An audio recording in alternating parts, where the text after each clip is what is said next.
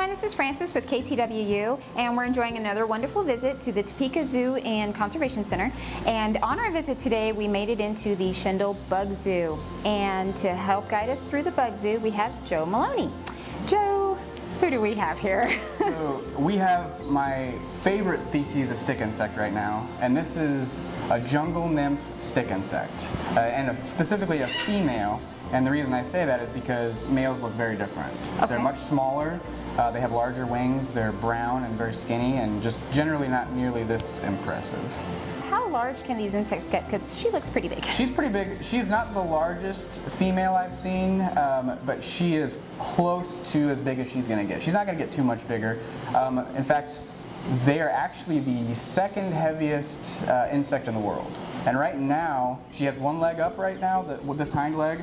And then this leg here is actually kind of in my skin a little bit, but she is in a threat display right now because she has these very impressive spikes you can see. So when they're threatened, they'll make a hissing noise, and then they'll actually extend these hind legs with these big spikes, and then they snap them on a predator or whatever the threat is. Okay, wow. They actually also arch their abdomen up to try to make this seem like a stinger. But this is actually called an ovipositor, and all it does is lay eggs. Oh, so okay. it's kind of a bluff there, but these spikes are not a bluff, and they do hurt. Right here I have two blue death feigning beetles, and the reason I have two is because I want to showcase the color difference here. So blue death feigning beetle makes you think that this is a blue beetle, right? That makes sense. And you see this guy's fairly blue right now, but this guy is black. And that's because they're actually not truly blue. These guys live in the desert, and this blue coloration comes from, it's kind of like a waxy material that they have over their exoskeleton.